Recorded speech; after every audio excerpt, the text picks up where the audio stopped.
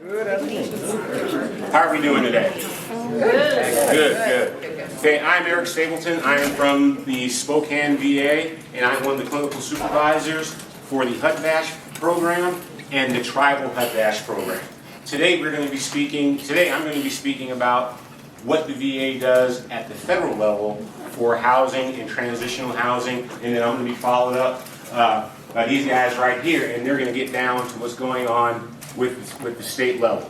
Now, there's a lot of moving parts when it comes to HUD-VASH and housing, and what I want to point out is, okay, everybody that's from Community Action, raise your hand.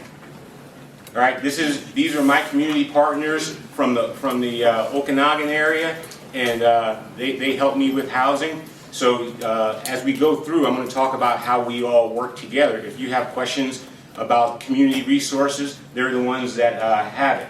And the Okanagan Housing Authority, Serena, there's Serena. She's the one that issues the vouchers, and she does things like that. So she's another good resource. And down here in the front, I have Tatanka Bear Eagle. He is our tribal HUD-VASH case manager for the Colville tribe.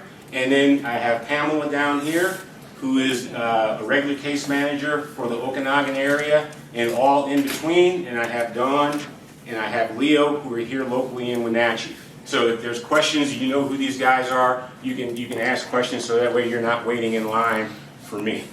Now, one thing that I want to start off with first is sometimes a veteran is not a veteran.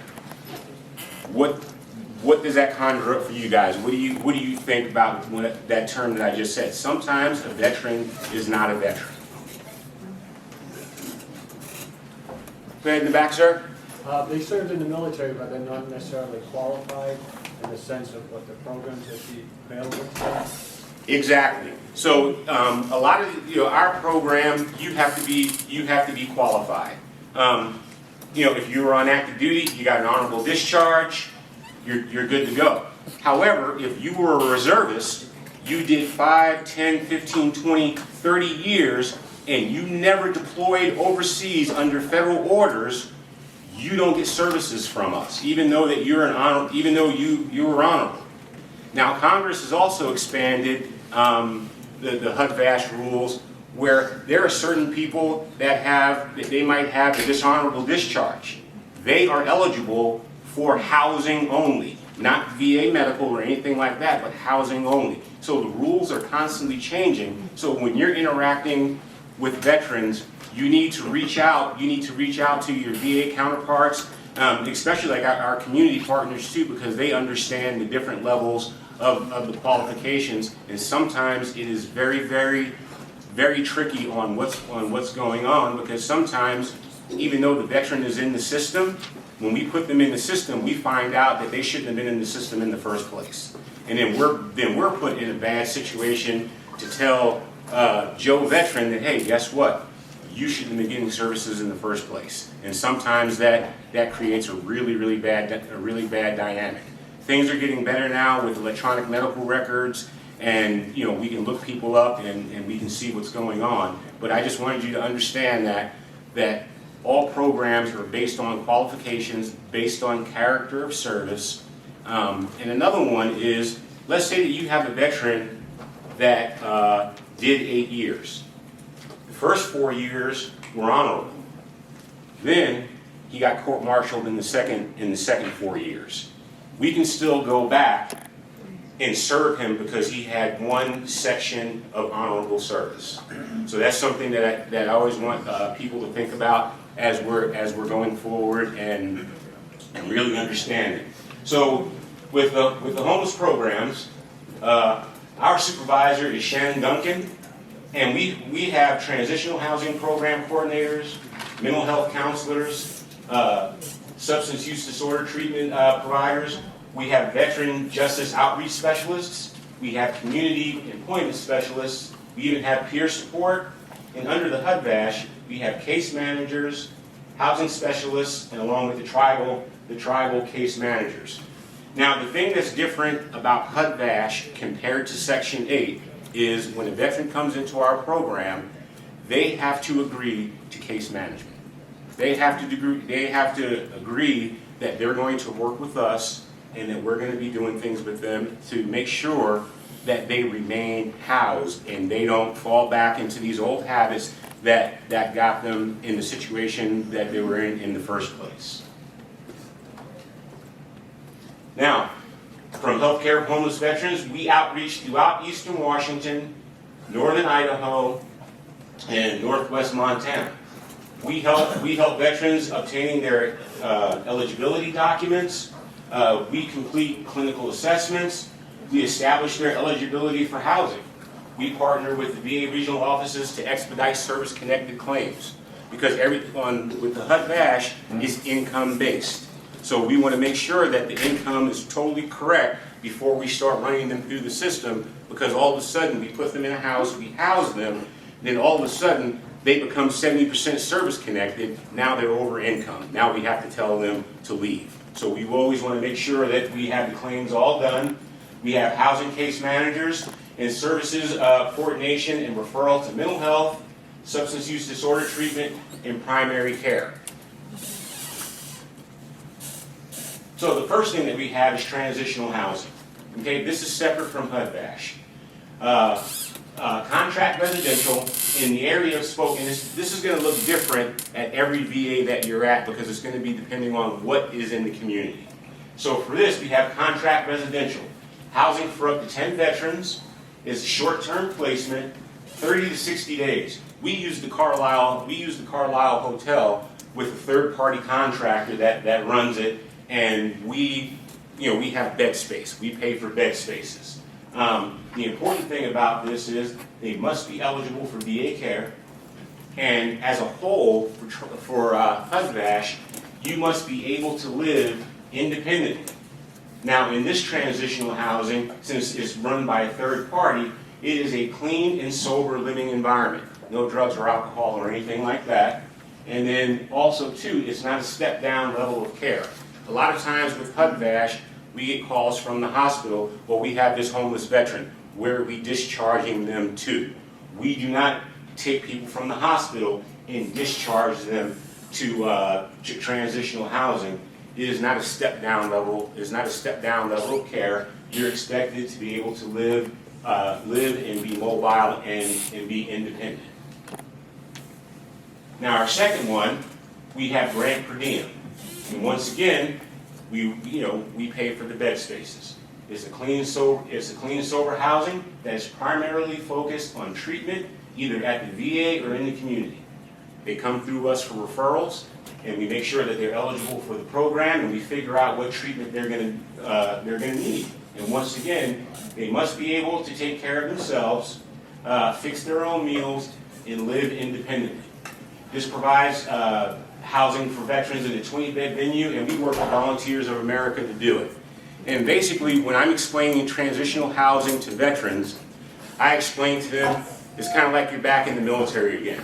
You're not going into transitional housing where you're going to get your own room, your own bathroom, your own shower. You're going to be living barrack style. You might have 2 or 3 people in the room with you. There's a bathroom at the end of the hall. There's a kitchen, and more importantly, that's not up there. We have to screen to make sure that the veteran can handle being around other people, can handle not having so much privacy, can work with the staff and everything like that. So these transitional housing beds that we have, they're not appropriate for everybody. They're not appropriate for everybody. And when they're in transitional, as you know, if you have what we call career homeless, who've been on the streets for a very, very long time, dental care is something that is greatly, deeply needed. So when they're in transitional or grant per diem beds, if they spend 60 consecutive days in a transitional housing program, depending on what they've got going on, we can offer them VA dental care to kind of help, fix their teeth, cavities, things of that nature. As I'm going through this, if anybody has a question and needs me to stop, please raise your hand if you have a question. Oh, I didn't catch what organization you're from. I'm from the Department of Veteran Affairs. I work out of the Spokane VA, VA, all right. and I'm a clinical supervisor for the HUD-VASH All right, program. great, thank you. No worries. Back there, yes, ma'am? Just curious, you had said that transitional housing isn't appropriate for everyone. Does part of the screening criteria include a background check or any like? Yes, and we're gonna be getting to that. Yeah, we can answer those. Okay. One more question? Go ahead, yes, sir. You said something about if you've got some of the veterans in certain programs, and then all of a sudden their VA rating got to a certain point, they wouldn't be eligible anymore? Right, because it's income based for very low income. So if all of a sudden a veteran becomes, say, 80, 90, 100% service connected, they're getting close to $4,000 a month. They're not eligible for this program because it's for very low income. So we have to make sure that we're screening very carefully to make sure that that's one of the first, along with the legal and the background checks, the financial is something that we make sure we go over with a fine-tooth comb to, because they have to give all of their financials to us to make sure that they're under the cap. Let me ask you a question. Yes, sir. Also, I have another question. I do understand that y'all have to do all of this, but is there a transition? Like, say, if I came in at 10 and end up getting 100, because you saying that y'all have to have leave. Do you have a transition or? Yes, we Okay. do. That's a little bit deeper. So let's say, and Serena, back me up if I'm explaining this wrong. So you're on the HUD-VASH program. Let's say all of a sudden you re-enter the workforce. We're not going to drop kick you off of the program right away because you went and got a job. There's going to be a 6-month period where you can transition, and we're going to be working with you on case management. Hey, let's see how you're paying your bills. Let's see how we're doing this. Let's see how we're doing that, and we ease you off. We ease you off of the program. So it's not just the one and done, and and we boot you to the street. Did I get that right? Except for the voucher. They said? Except for the voucher, you get 30 days after that. Yes, and you get 30 days after that with the voucher. Thank you, Ms. Pam. Okay, so what is HUD-VASH? It's a joint effort between Housing Urban Development and the VA to provide eligible homeless veterans and their families permanent housing. What it basically breaks down to is it's a Section 8 voucher where the veteran has to pay 30% of their income for the rent. One of the rules that we have, no lifetime registered sex offenders. That is a HUD rule, not a VA rule. Sobriety or compliance with mental health or drug treatment is not required. This is a housing first model. Even though when I'm doing the assessment and I can see that someone's going to benefit from mental health counseling, or I know that there's a drug issue, we still have to work with them to give them the voucher because it's a housing first model. And hopefully as time goes on and we're talking about housing stability and these goals and trying to stay housed, that they'll come around the corner to us that, hey, you know what, maybe I might need some outpatient, inpatient, and stuff like that. But it is not a requirement. But the most important thing is they must participate in case management. Now with the tribal HUD-VASH, it's similar to regular HUD-VASH, but there's some differences there. The target population, members of federally recognized American Indian and Alaskan Native community. They have to be homeless or at risk of being homeless. HUD funds rental assistance and administration. Once again, here's the VA providing that case management and the supporting services. It comes with comprehensive health care, and we work closely with SSBF, Goodwill, Hope Source, Community Action in this case, and we also help with employment and benefits, but once again, there's that key thing. They must participate in case management. Go ahead. And then also, with the tribal HUD-VASH program, they go through the tribe's housing authority, so they have a little bit of different policies and stuff that they follow. That's a little bit different than the county. For example, like the Spokane tribe, their first year they don't pay any rent at all. The Spokane Tribe Housing Authority pays the full amount of the voucher. So just little things like that was the differences between the tribal housing authority and then the other housing authorities. Okay, and once again, there's that participation in case management. And a lot of people are wondering, what does that look like? We have 4 stages of case management. We start off with intensive. That's when we first move a veteran into housing, out of homelessness. We're required to be in contact with that veteran once a week. Every 7 days, we do our best to try to get in front of that veteran at their home as they're transitioning into the housing, because that is the most critical. That's the most critical time, and it's something that I teach to my new intern students sometimes, is that you have to be in the mind of that homeless veteran that's been out on the street. They may be in a little cluster with a bunch of civilians, and now all of a sudden they've been put into a house. Their street family is still out there.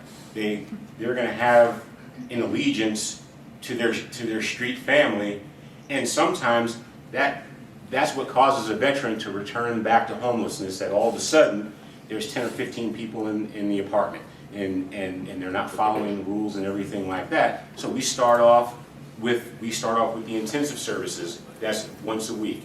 Then we move on to stabilization. That's every 2 weeks. And then after that, we move on to maintenance, which is every 30 days. And then we move on to what we call pre-graduation, which is every quarter. And then we graduate them. We try to do it on a 12-month, it's going to have to be for 12 months. That's the kind of how the cycle is going to go. But we have a lot of veterans that have been in maintenance stage, and they've been on the voucher for 7 years. A lot of that has to do with, we're working with them with their medical stuff.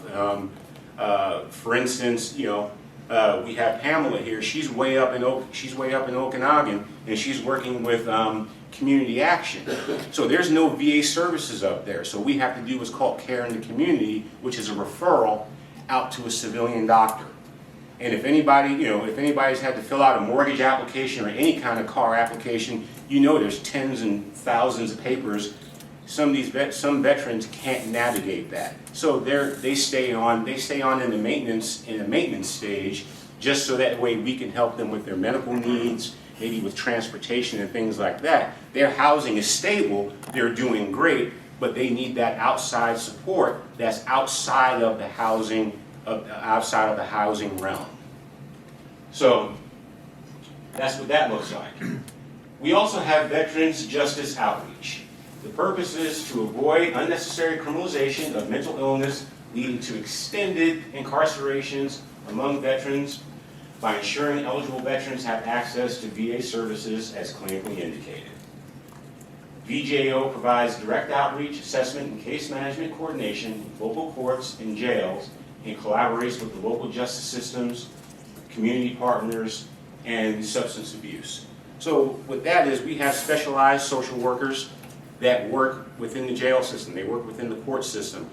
Sometimes we have veterans that are just coming out of prison, and they're going to need some extra help. They're going to need some things. We had a veteran once that was released in Spokane, but they wanted to move up to Omak. But their probation said they could only stay in Spokane.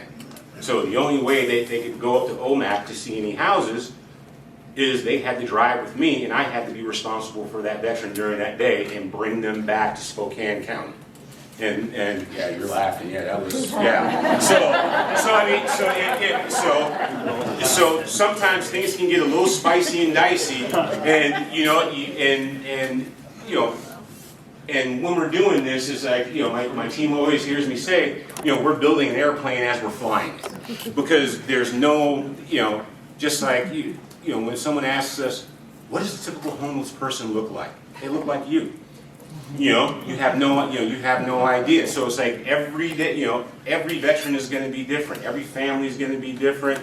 And, a lot of times when we're conferencing and everything like that, we'll look at each other and go, wow, we didn't cover that in grad school.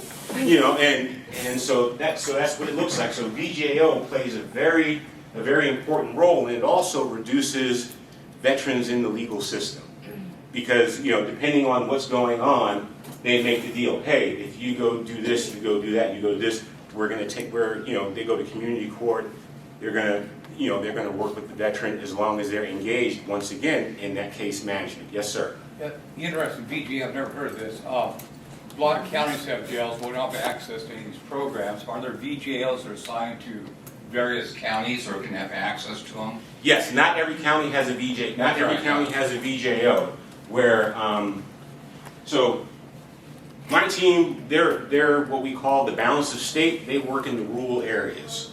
So, like, say for the Okanagan area, I keep referring back to the Okanagan area because that's, you know, that's where there's limited resources.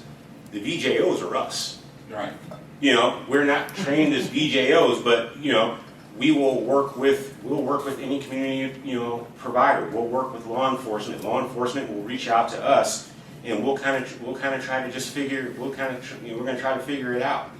We are getting more VJOs, but they're in the bigger areas. They're over in Seattle, they're in Spokane, and Down in the southeast, we won't have those. no, and so that and for the rural social workers and counselors that work for me, we have to be a jack of all trades, you know.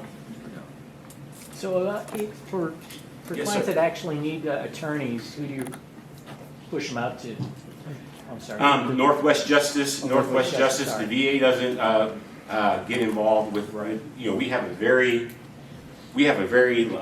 lane that we have to stay in, and I refer to it as a box, and I tell my team, as long as you have one pinky toe in the box, do what you can, but don't step outside the box.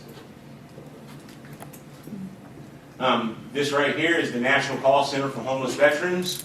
You can call that number and you're immediately connected to a trained veteran responder.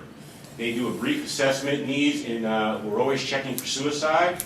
And then they will give you the contact to the homeless point of contact at the nearest VA, and we have to follow up within 1 business day.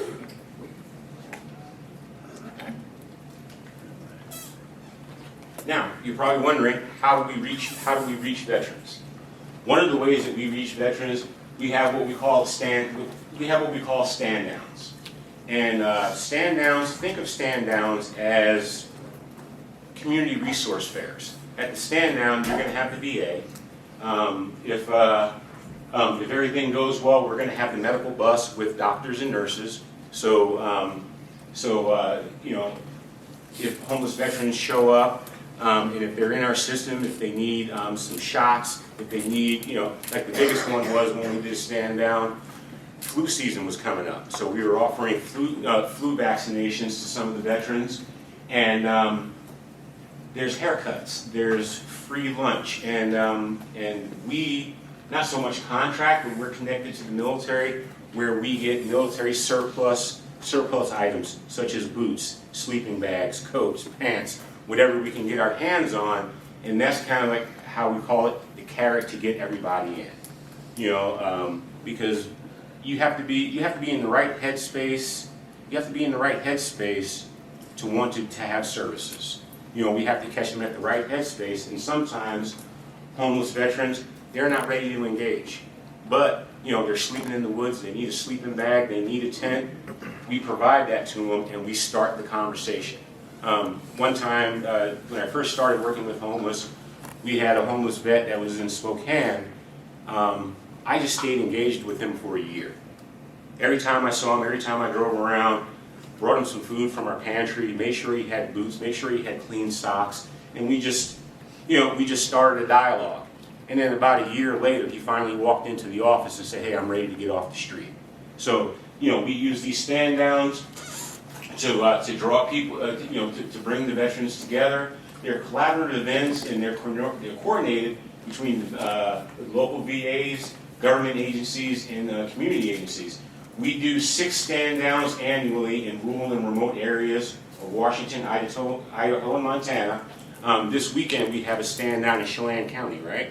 We have one in Chelan County, and then Correct. and then when's Wenatchee's? In September? Yeah, the 26th of September, and then we have one in October that kind of ends our season out in Libby, Montana. So just to give you an idea of what our catchment area is, even though this is Eastern Washington, the catchment area that we cover is about the size of Pennsylvania. Yes, We sir. also have one in Yakima on October 21st. October 21st. Okay, Yakima, that's the Walla Walla VA. That's why I didn't have that information. But it's when? October 21st. October 21st in Yakima. And I have a correction. Yes. In Chelan is tomorrow. In Wenatchee, it is September 16th. September 16th. Any more questions? The community homeless assessment, local education, and networking groups, Changeling. This is basically just a survey. This is a survey that is veteran focused, and this is what guides our programs to make changes, to make sure that we're doing the right thing. We also give this survey to our community providers, so that way they can tell us if we need to do more or less or something like that. So that way we're all on the same page. So how do I refer to someone to the homeless program? These numbers are local for Spokane, but you can call the main Spokane office. If you're here in Wenatchee, you can call the community-based outpatient clinic, the CBOC, here in Wenatchee. Let me see, is our VSO Tom in here? There he is. All right, so Tom is our VSO. He's up in Tenasket. If a veteran walks into his office, yeah, he's just chilling over there. The nice thing about it is that if a veteran walks into Tom's office, he knows how to get in touch with us. If a veteran starts off at Community Action, SSVF, or Goodwill, they know how to get in touch with us. So it's one of those, you just have to find a local community provider, and even in Spokane, the police know how to get in touch with us. There's the national number too. Say again? There's the national number. Yeah, there's the national number too that I had up before. And of course, we're closed on all federal holidays, Monday through Friday, 8 to 4:30. Now here are some frequently asked questions that I just took the liberty to put up there. What level of care does the homeless program provide? We do not provide any level of care. The homeless program provides housing for veterans and their family members who are capable of living independently. Now there's one piece up here that I didn't put in this slide, domestic violence. So let's say that this is my wife, I am the veteran. If I am removed from the house due to domestic violence and I'm out of the house, she gets to keep the voucher. Okay? She does not have to leave. So I don't want to get too deep into the woods, but just understand that in the case of domestic violence, if the veteran is removed from the home, the family can still keep the voucher and they can still stay housed. And that's the only type of transfer. Yeah, that's So right. if the veteran passes, voucher doesn't go to the. No, if the veteran passes, then we take a look at converting it over to a Section 8 voucher. That's when we get with Serena and figure out what we're going to do for the family. Does the homeless program have a shelter? No. The homeless program, we work with local shelters, veterans in need of housing in Spokane, Wenatchee, Coeur d'Alene, Omak, Okanagan, Well-Pennant, we're all over the place. But we don't have housing. That's something even within the VA they don't understand, because sometimes the emergency room at the main hospital will send someone down to our office at 5 o'clock on a Friday. Hey, we need to house this person. Like, well, we don't have housing. The only thing that we have are those grant per diem beds and things like that, and that's a first come, first serve. And as you can imagine, with the housing, with the way things are going with housing right now, those beds are always full. So, you know, I can put a veteran on the list, it may be 6 weeks before I can get that person in there, because we've got to get somebody into permanent housing to release one of those beds. Question? Yes, sir. On the grant per diem beds, how long can they stay in those? We say 30 to 60 days, but we've had people there longer because it depends, you know, it's one of those where, you know, they're on the grant per diem and we're still trying to look for housing for them and everything, that if they're actively engaged with us, if we're actively trying to find housing, then we're going to extend that out. We're not going to go, hey buddy, guess what, 60 days you're out, we'll still keep looking for housing. We will keep them there as long as they're fully engaged in the program and they're working with us. Yes, ma'am. Is your transitional housing also for women veterans? Yes, it is. But as you can imagine, the number of women beds are not as great as the male beds. And where we run into problems is we do not have transitional housing for family and children. That's where we have to reach out to, let's say, Catholic Charities and things like that. We are not set up for that at this point. We're trying to get there, but we're just not there yet. So how long does it take to get somebody housed? Each program has different eligibility requirements. Healthcare for homeless veterans is able to provide an initial intake. We do the referrals in a short period of time. Placing the veteran in housing is based on the program bed availability, like we were talking about for GPD and SIRS. The ability of the family and the member to gather documentation for housing and financial resources and other legal documentation, that is the biggest, sometimes that's the biggest hurdle for us. Is that a veteran comes in, it's like the veterans, they go to see Community Action first. And Community Action does their stuff and they hand it off to us. And we're like, hey, where's the DD-214? Where's your birth certificate? Oh, well, you know, I'm a single dad and I have 3 kids. Okay, where's the parenting plan? That shows that you have 51% custody. A lot of times, that's what takes the long time is when we're asking veterans for documents, and you have to sit down and think about it. How many homeless veterans are going to have their DD-214? Now, if we're lucky, they were getting services in a VA, and we can look and find their DD-214. But what if they've never touched the VA? So now we're sitting around waiting for where's the Archives? the archives in St. Louis. You know, we're waiting for the archives in St. Louis. That could take 6 months or it never comes.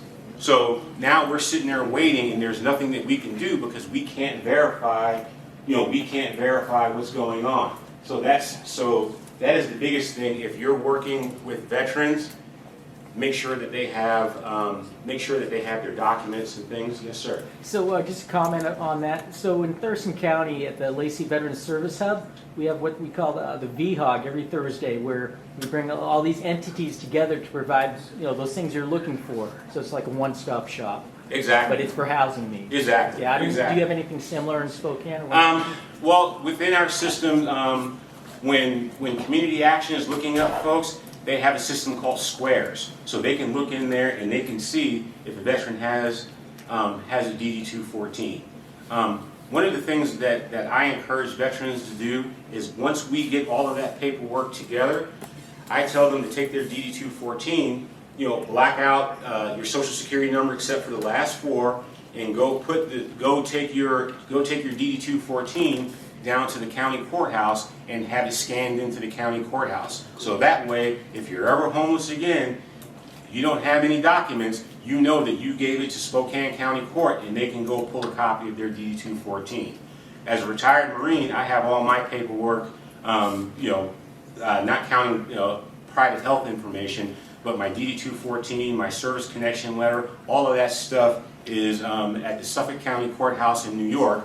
That if I decide to drop dead one day and my kids are like, where's all the paperwork? They know they can call that courthouse and get all the paperwork so they can verify who I was. So that's something that we try to explain to the veterans. Yes, sir. What do they ask for? Our program with WDDA, we can look up the squares in the DD 214 before we send them out to the VA or send them out to other places.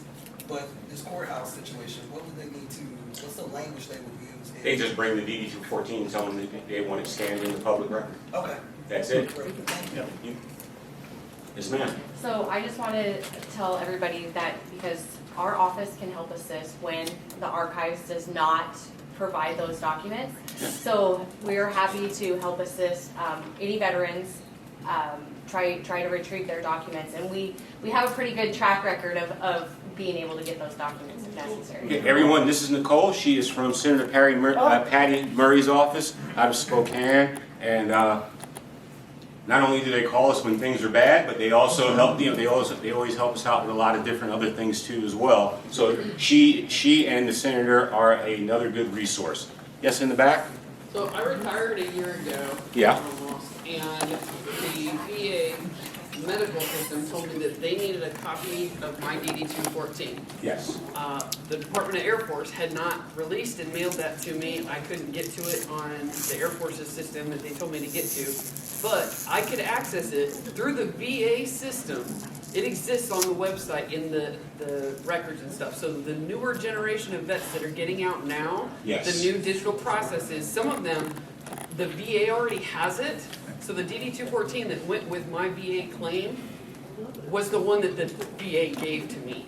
Okay, very good. So it does exist for the newer guys. Well, thank you. And the one thing that I want to say is that I don't know if you've been watching the news and everything. We have this new electronic medical record called Cerner. Okay. We're on camera. We're on camera. Stop it. Stop it. Okay. So we have this new electronic medical record called Cerner, right? And on the DoD side, there's electronic medical record. I can't remember its name. Genesis. So at some point, Genesis and Cerner are going to be able to speak to each other. So that way, as new veterans come out of service, the VA is going to be able to go straight into Genesis and pull all of the information, and then it'll move things along quicker because we can access directly to the Department of Defense. I don't know when we're going to be there, but it's being worked on right now. Can you house families? Yes, there are several options for housing the veteran and their family members. But like I said, we're in a housing shortage. The bigger the house, the longer the wait. I have to give a shout out to OMAC in Okanagan County on how quickly they house folks. It's like sometimes I'm running to catch up to these guys. I think the quickest Serena, Pam, and Community Action housed a veteran was 3 days. Oh, 1 day. Yeah. Okay. Yeah. Bad. There you go. All right. Good job. Okay. How much will the veteran contribute? In all cases, the veteran is required to contribute a portion of their income. It's 30%. So we have financial caps for single. We have financial caps for family. I'm not going to go into those because they're constantly changing and they're constantly moving. But it's right around 30% that the veteran is going to have to pay out of pocket for their portion of the rent. And then the 70% is going to be coming from the housing, authority. And Lottie, I didn't see you back there. Could you raise your hand? Lottie is from the Colville tribe, and she runs the veterans program. She runs the veterans support program for the Colville tribe back there. Will the veterans be served meals? No. You have to be able to live independently. You have to be able to take care of yourself. Can we house veterans with legal issues? Yes, but the veteran must actively be addressing these issues as part of the treatment plan. Veterans who are lifetime resident sex offenders are not eligible for VASH housing. Can a veteran smoke marijuana in the state of Washington, even though it's legal? It's not legal in public housing. Does anybody have any questions? Yes, ma'am. I don't have a question, but I do want to say the Spokane stand down is October 7th. There you And go. Yakima stand down is October 21st. Yes. There you Can you go. repeat those? October 7th for Spokane, October 21st for Yakima. Yes. Yes. Okay. Does anybody have, I know I went pretty quick. Yes, sir, in the back. How do I find out more information about stand-down events in my area? I work for DSHS in like southwestern Washington. You can go to the VA website and go under homeless. There's a link for stand downs, and you can put your area and see what's coming up. Because I think there's a stand down in Tacoma on September 23rd. You just have to just put in your region, and it'll show which stand downs there are. Anybody else have? Yes, ma'am. Can you prioritize second terms? Because California does, because I was in California and I used their program and they immediately took care of the inmates. I will say on our caseloads, I have yet to have a homeless pregnant veteran, but I would imagine that if you did come into my office, that is an immediate need. Especially, like say, if we have a veteran that's going through cancer treatment that is about to be homeless, we categorize from chronically homeless, literally homeless. But if this person is in imminent risk of losing housing, and he or she is involved in chemotherapy, stuff like that, you can't be on the street doing that. So we're gonna try to work with them to keep them stably housed, so that way that their medical situation doesn't deteriorate. Yes, sir. Bill from Lower Columbia. What about veterans that are about to be homeless? Like, let's say they have a house, but they lost their job. They're trying not to be homeless. Well, we're going to work with that on voucher availability. So, like in Spokane, we are totally saturated. So we have to categorize we have to categorize from chronic, literal, and work our way down. Say, for instance, in the Okanagan area where we have more vouchers, we can work more with that. But we have to have, we have a triage system that we have to follow. Yes, ma'am. Moses Lake stand down is the week after Wenatchee's, so Okay. it's September 22nd. September 23rd for Moses Lake.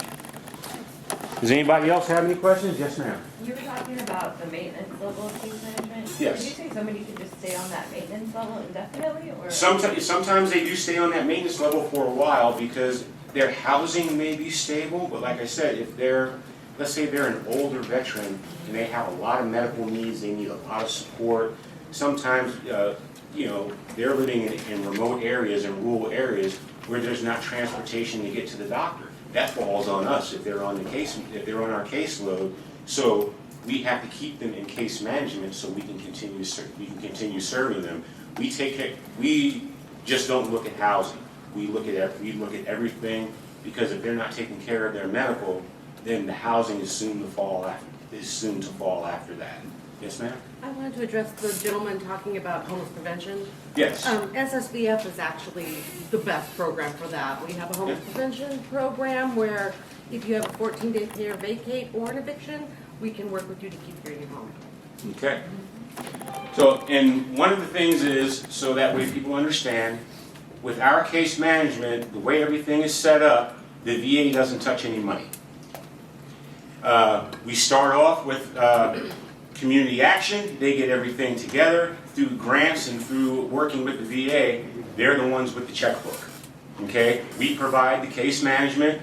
We get all of those agreements set, and then once we got that done, and then we pass them over to Serena at the housing office, and then we get them housed. So that's something that everybody needs to know, that the VA, we don't handle any of the money or any of the voucher. We provide the case management and the medical support and things like that. Yes, sir. I just wanted to point out, when you're dealing with National Archives, if you put in the note that the veteran is being exited from housing pending veteran verification, it comes back very quickly. Say that again. Under urgency. Yes, when you're requesting the veteran's DD 214, if you note on there that the veteran is being exited from housing pending veteran verification, I usually get DD 214s back. I have squares, and I would recommend everybody to get squares, but you can get your DD 214s back in weeks, not months. Yes, sir. Yeah, I feel weird defending the National Archives, but they've improved a lot. We do 7 or 8 a month, and the average turnaround time is less than 3 weeks, sometimes less than 2. And I can tell you a few things to put in the field, exactly what I would have said. I can tell you, that you want to ask for an undeleted copy.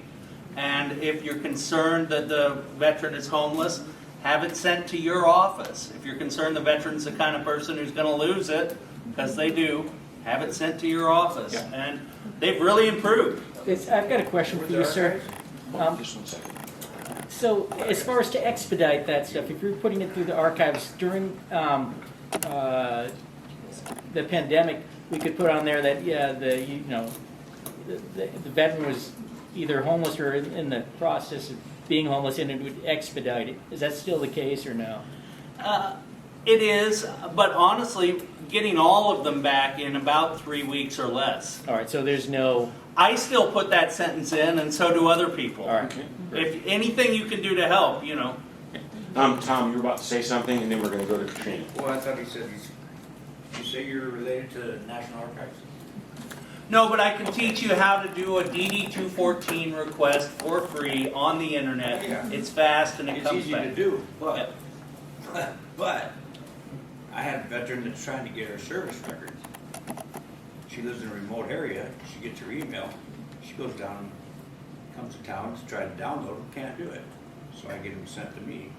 I can't do it. Their system's screwed. Okay, just 1 second. Go ahead, Katrina. I was just gonna share the same thing I did, just say, please expedite if Please. the veteran's homeless. Okay, we have time for 2 more questions. Go ahead. I was combating the issues of internet insecurity in rural areas. I have her contact information, but she presented at the equity thing about equity with internet, and it's a Washington state program that's legislated, and getting internet out there in these rural counties, because we are so reliant on the internet now. Totally. Especially in the new age, where records are digitized. Oh, totally. And yes, ma'am. Lately, the National Archives have been down. I've been getting some error requests, but they were down last week for a few days working on their servers. So if anything recently has happened, you have to call the National Archives, wait on hold for some hours. Well, and the one thing that I'm going to close with is that everybody is correct. Sometimes you get it fast, sometimes you get it slow. Sometimes you don't. Sometimes you don't get it. You don't get it at all. The one thing that I want to stress is, if you're working with younger veterans that just got out, tell the veteran to call their last unit, because chances are their DD-214 or other paperwork is still sitting in admin on somebody's desk. If they've been out within a year or 2 years, they should be able to pull it out of their admin systems. Within a year, it's required for the unit to hang on to that. Yes. So that's all I've got. All right. I hope this was informative.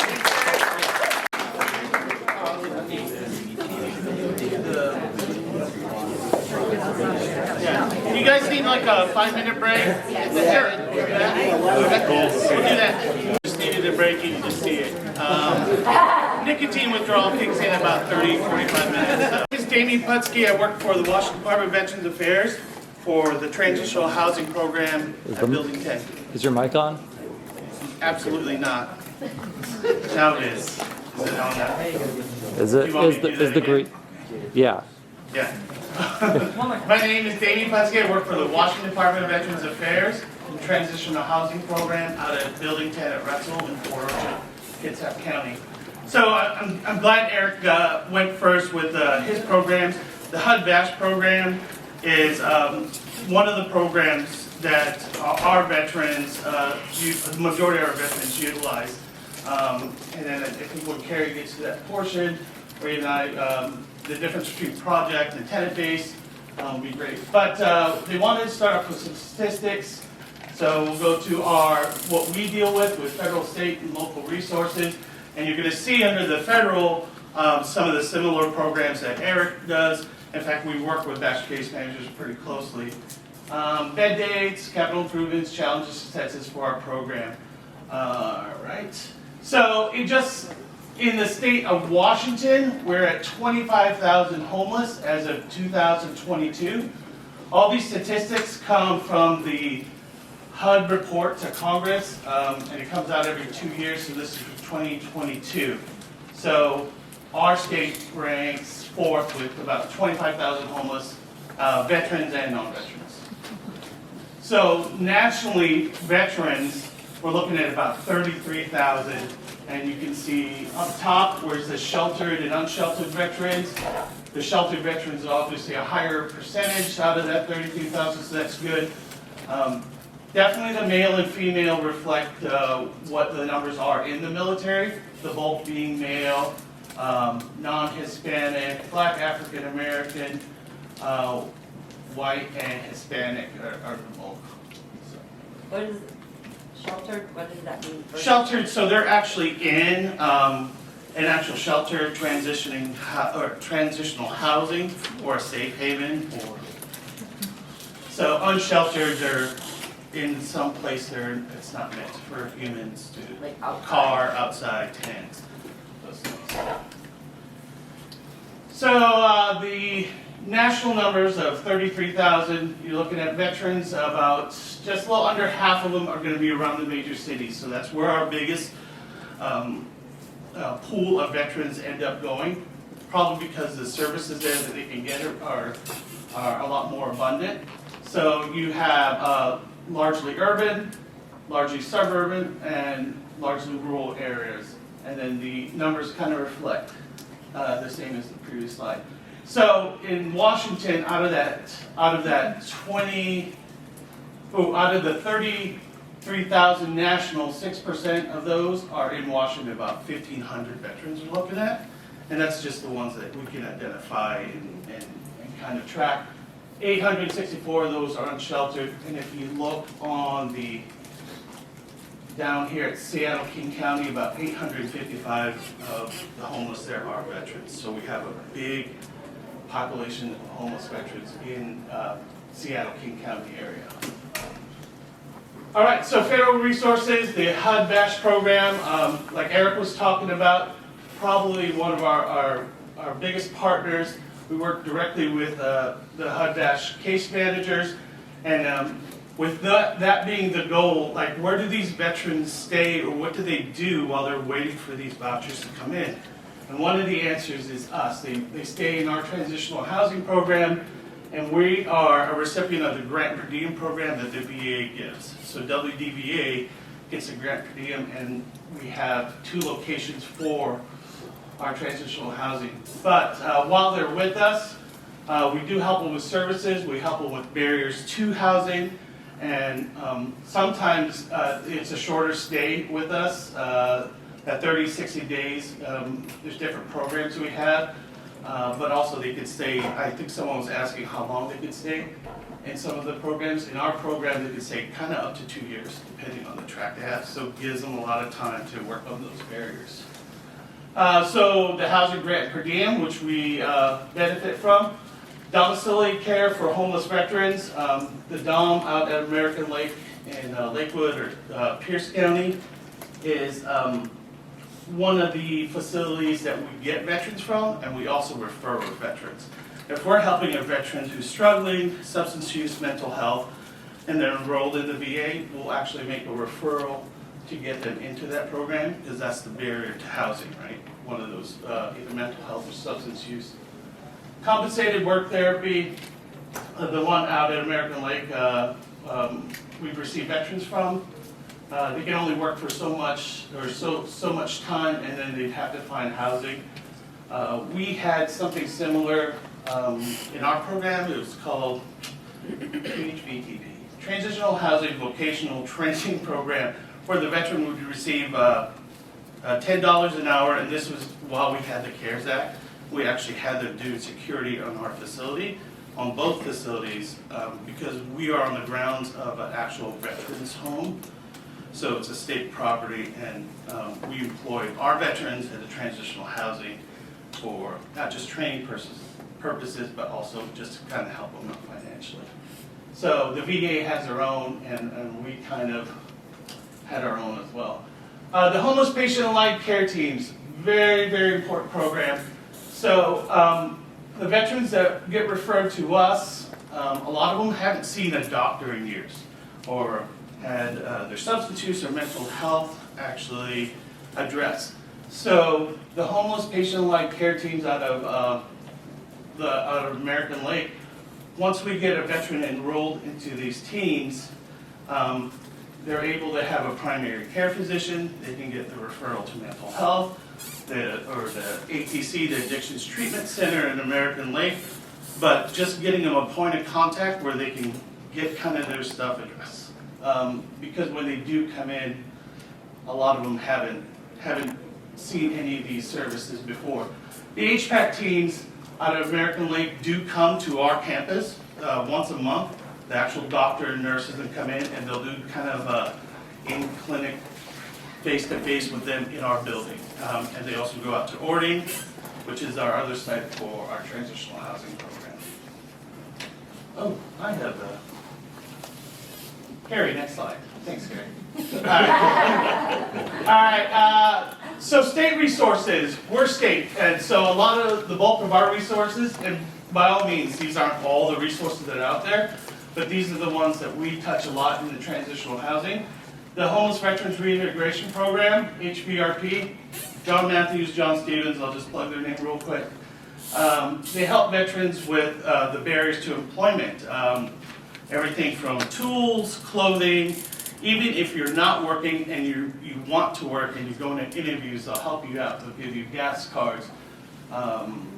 They'll have you go to like Whistle Workwear, pick out your stuff, and then you call them up, and then they'll pay for it over the phone. But it's a really good program.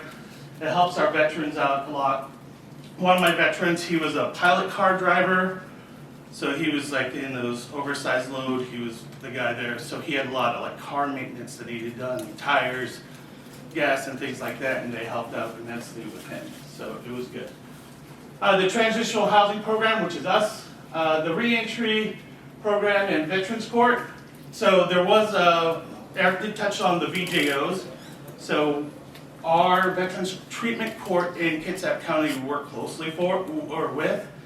Our veterans in our transitional housing unit, actually about 15% of them compromise or are from Veterans Treatment Court. So we work closely with the judge and compliance officer. And if you guys don't know her, Randy Turner, but I think she's on a little hiatus. But we work closely with them. Working with Veterans Treatment Court has been great, especially for case manager standpoint. You have veterans who they have additional support, I guess you could say, but also monitoring. So they get regular UAs, they have a compliance officer they have to report to, they go to court every week, and they tend to be like the best residents we have in our program. The WDVA King County Veterans Services, if you have veterans in that area or need to access resources, that's a great place to go. Financial, housing referral, mental health referral, VSOs, veteran service officers, you can find them there. So the veterans with legal issues is Northwest Justice Project for us. We invite these organizations to come in, so we work with Sam Adams out of Kitsap County. She comes to our building and meets with our veterans that qualify for this. They are income capped, so they can't make over a certain amount for them to help out. So sometimes those veterans that are 100%, like Eric was saying, that make that 36, 4,000 aren't able to do these. So we have to look at other avenues. Yep, clear. SSVF, Support Services for Veterans and Families. Do you work for SSVF? Mm-hmm. So does my wife. So I work closely with SSVF. Even at home I work closely with that. So a lot of the one thing we cannot do is have veterans and families or kids in our building. So we can only house a veteran, we can't house a family.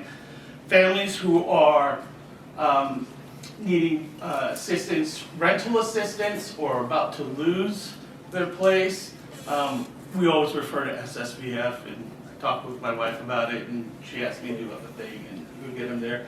But we can't support families in transitional housing. SSVF does a lot of other great things. Even our veterans who move out that are in the HUD-VASH program, they may need furniture, move-in assistance, last month's rent, deposit, things of that nature, that legal assistance. But some of our veterans, some of them make very little, maybe $400 or $500 a month, and they can't cover those costs. So we look out to other organizations like Supportive Services for Veterans and Families to kind of help with those financial burdens that they have. So really great organization, and even if they don't qualify, I said it in half. Okay. VHOG, who mentioned VHOG? Someone, oh, he's gone. All right, so Veterans Housing Organization Group. So the way we get our referrals for transitional housing, we have a website on WDVA where you can apply, print out, and then send it to us. And actually this lovely man here gets the applications. His name is Bill Brown. He's one of our VSOs, but he also does all the intake and applications. But the housing organization groups, if you haven't been a part of it, it's great. And what the gentleman was talking about, one-stop shopping, is we have Northwest Justice there. We have the Veterans Assistance Fund representative. We have ourselves at the table, and it's a place that they can go to, and it's at our community resource center, where if the veteran goes, I need financial assistance, and they're like, okay, SSVF's over here. I need housing, WDVA's over here, or I need some legal help. And it's just a great place for these veterans to kind of pool, and which we'll get some of our applications from. In Kitsap County, the Veterans Assistance Fund, which is great. I think they're up to like $2,000 that can help a veteran per year. Depending on who you talk to, they can help with different things. Automobile, we can put you up in a hotel, and other financial assistance, clothes and things like that. We're fortunate enough to be have some veterans who are Native or Indigenous, and the Suquamish Tribe of Veterans Services, they actually have a wellness center. So not only, if the veteran doesn't qualify for VA services, then that's great. But those who still get VA services are able to qualify for the tribe's veteran services is wonderful. They have mental health, substance use, housing assistance, financial assistance, and just about any kind of assistance you need, they've got there. So we work closely with them. Veterans Treatment Court, we've already said that we work closely with. We do have a veteran service officer. We actually have two. We house a veteran VFW representative in our building, along with our own WDVA VSO. And they can help with, obviously, the claims, service connections, but they're both SOAR trained, so they can help with those Social Security forms and things of that nature.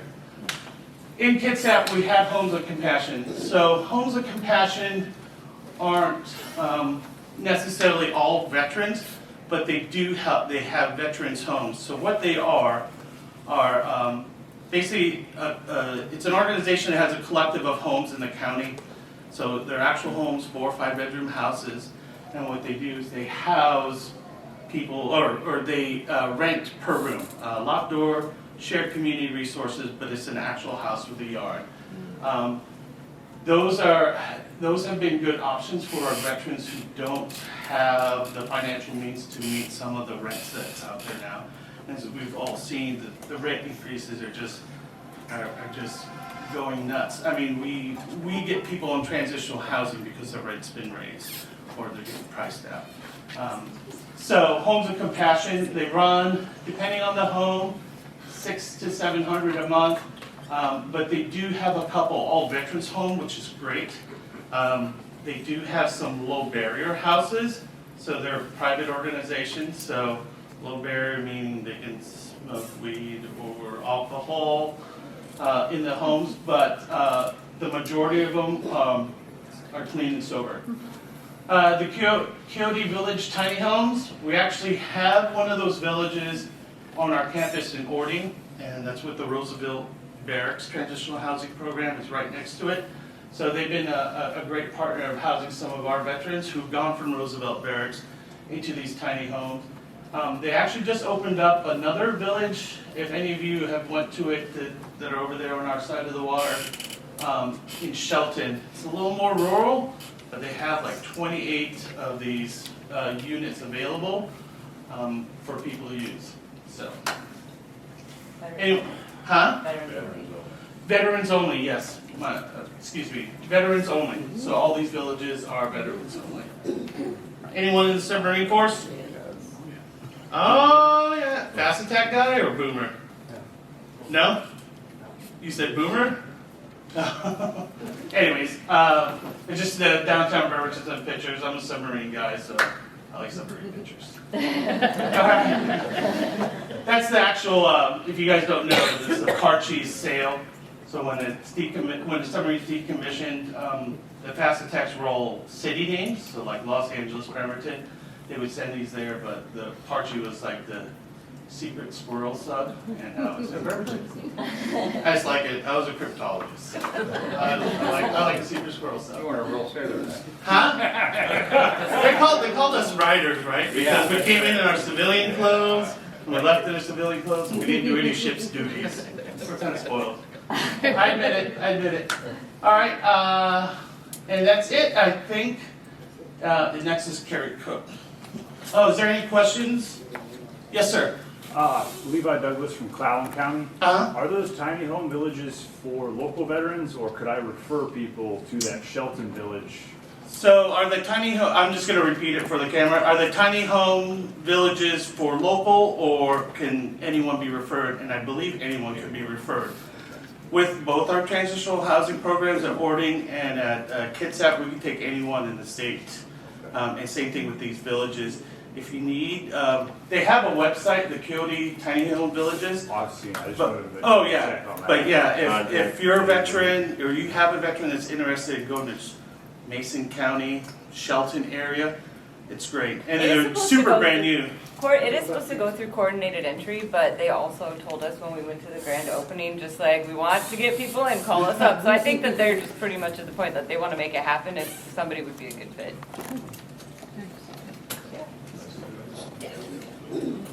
Okay. I'm a case manager at Building 10 in Port Orchard, and we're on the grounds of the Washington Veterans Home for WDVA.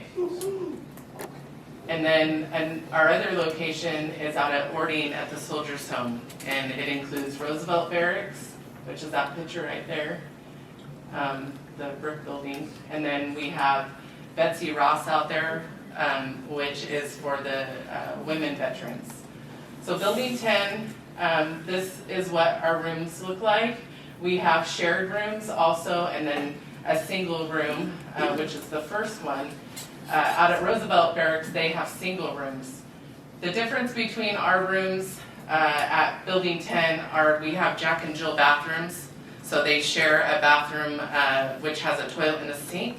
And then at Roosevelt, they don't have bathrooms, they have community bathrooms. So they have to go outside into the hallway to their bathroom. So our transitional housing program, our grant per diem is our program. So we get a grant from the VA. So the barriers to housing, we get referrals a lot from the VA, from the community, CRC, so it's where they have the VASH case managers there, they have social workers that do outreach there, and that's where we get a lot of referrals, as well as the VA medical centers, so both Seattle VA and American Lake. And our veterans, of course, struggle with mental health, substance use disorder, physical health issues, unemployment, disabilities, legal involvement, and then of course the rent increases. As we all know, that's the biggest barrier right now is finding affordable housing. We've even had veterans as old as 84, 85 years old coming in to our program, which breaks my heart because you think of your grandparents, you know, they were supposed to be able to live on Social Security because they worked their whole lives, but now they're coming in with about $1,200, $1,300 a month, and they can't even stay in their apartment. So here they are coming in, and it's like, whoa, I'm coming into this building with all these homeless people, you know, so that's a difficult one right now. We have veterans who lose their partners or roommates, and maybe their partner was the breadwinner, and now they're finding themselves homeless because they only get a few $100s a month maybe. And the financial limitations. Some veterans, especially if they've been chronically homeless and on the streets for years and years and have maybe substance use disorder, and now they're elderly and they're not using substances, but they haven't worked in all these years, so now they can't get Social Security retirement because they're not eligible. Maybe they're not eligible for service connection. And then at our program, we cannot, so when a veteran comes in, if they have supplemental Social Security income, it's frozen when they come into our program. So if they're getting supplemental Social Security income, they come in, we have to let them know, when you're in our program, that money is going to be frozen until you leave, because we are also a state facility. So not only do we have a grant from the VA, we also are a state facility, so it's considered double dipping. So they get 3 meals a day in our programs, and we have dining facilities on the grounds of our Soldiers Home at Ording and Veterans Home in Port Orchard. So they get 3 meals a day. They can get sack lunches if they need, if they're out working or on a long trip to the VA or something. They get transportation to the VA medical centers and local appointments. We each have a couple drivers at each location. I think I jumped ahead. So eligibility, they have to have served in any branch of the U.S. Armed Forces, received an honorable or general under honorable discharge. OTH veterans are eligible for humanitarian reasons only, so they can be in our program for housing reasons, and then now they're also eligible for BASH. So now we can refer them for a BASH voucher also. Sometimes they're not eligible for VA healthcare though, because if they didn't serve, also if they didn't serve enough time, even if they're honorable, they didn't serve 2 years or more, they might not get VA healthcare, but they can receive a voucher. They have to be homeless for 1 or more nights. If we know that they're being evicted and they have to be out by the 30th of the month or the 31st, we can set it up to where they come in so they don't actually stay outdoors for a night. So we set it up, we try to screen them before they actually have to leave their apartment or their home, and set it up to where they come in to our program. They have to desire to lead a clean and sober lifestyle. So for Building 10, we have 3 models there, 3 bed models, and we have 48 beds. So at our program, they have to be clean and sober. At Ording, Roosevelt Barracks, they do not, because they have low demand beds there. And the low demand model is they can't use drugs or alcohol on the facility, on the grounds, but they don't have to be engaged in treatment. They don't have to be engaged in mental health treatment. So they don't have to actually, but they can't be disruptive. They still have to follow the rules.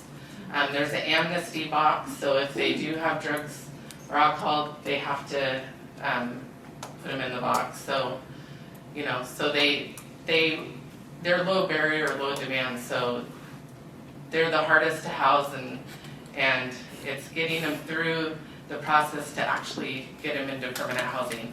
And it's a struggle out there, you know, more than at Building 10, I think, just because of that population. We also have Damian at Building 10. He's a case manager, I'm a case manager, we have a lead case manager, so there's 3 of us. But he's also a SUD counselor, so he provides a weekly relapse prevention group. So we have a clinical model that has 12 beds, and they have to be engaged in some sort of SUD treatment or mental health treatment or both. And then our service intensive model, they have to be just, you know, willing to maintain a clean and sober lifestyle and just be looking for permanent housing. So they have up to 2 years. And then, so to get into the program, you have to have a criminal background check and pass that. As long as you're not a sex offender, an arsonist, and you don't have like a pattern of violence,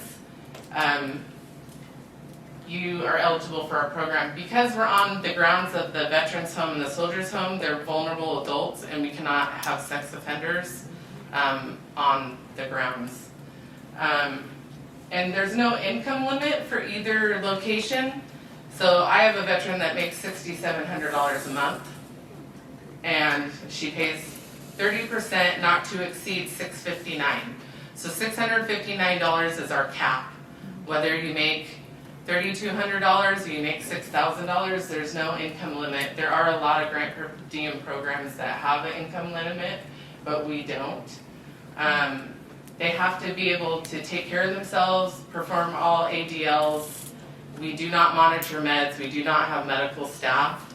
And at the Building 10 facility, we do not have 24-hour staff. At the Ording facility, they have 24-hour staff, program assistants. So because of the low demand model, they have to have that under the grant per diem grant. They have to have program assistants 24 hours to monitor. So our bridge model is the other model that we have at both locations. We have 3 beds at Building 10 and 7 at Roosevelt Barracks, but there are no beds at Betsy Ross, which is the women's building out at Ording.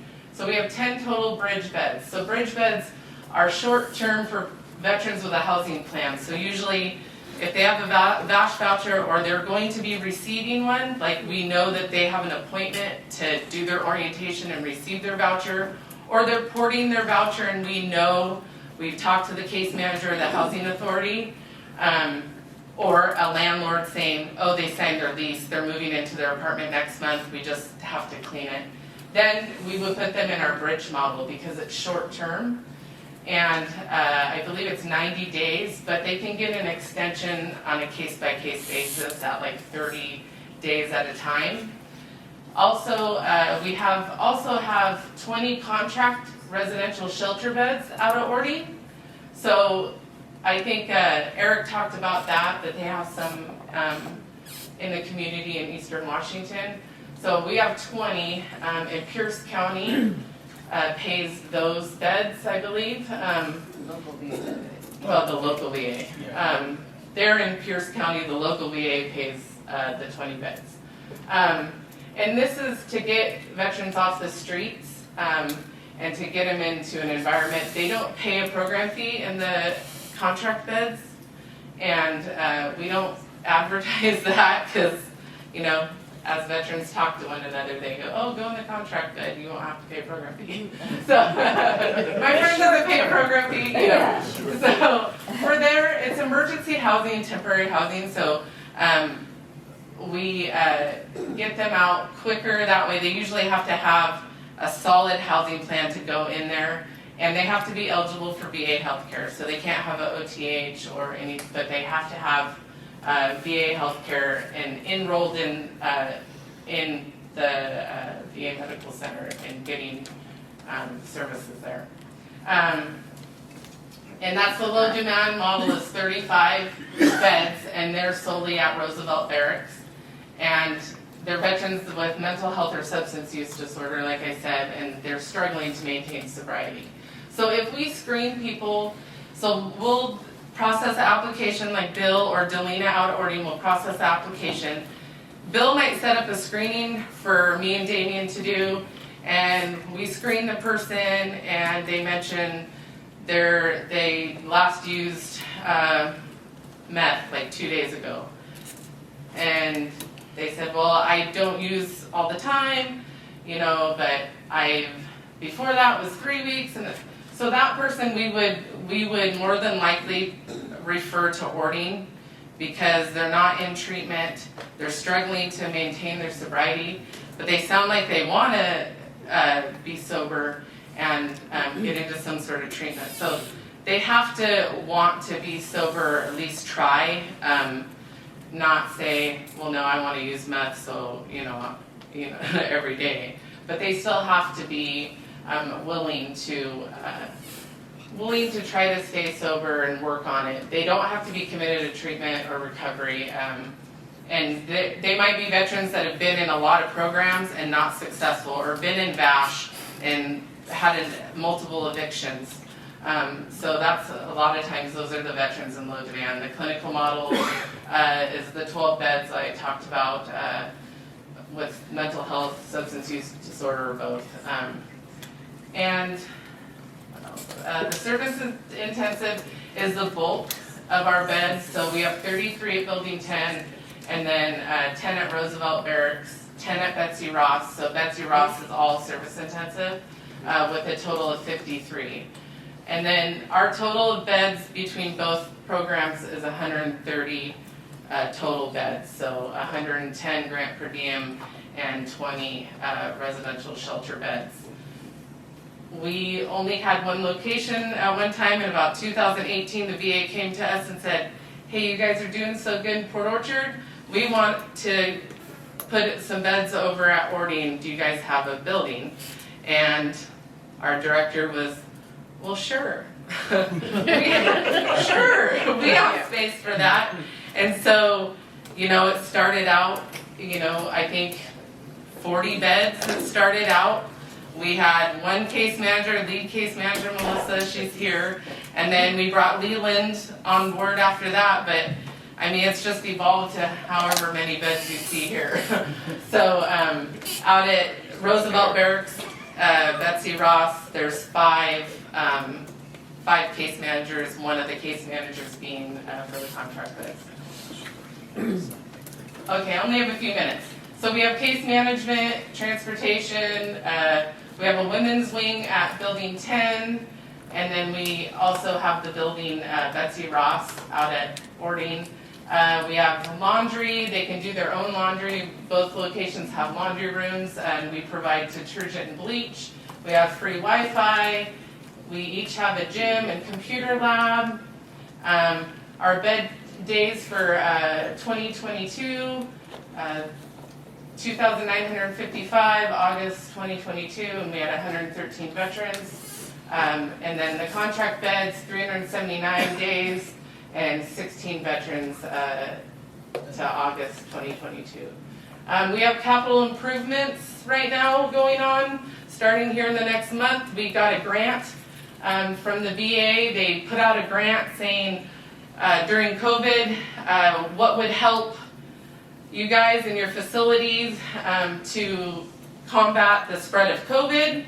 Well, we have shared rooms, shared bathrooms, that kind of thing. So for Building 10, we moved 12 beds over to Roosevelt Barracks so that we could utilize the $2.4 million capital grant to restructure our rooms and make them into single rooms with a bathroom, with a shower and a toilet and sink. So full private rooms.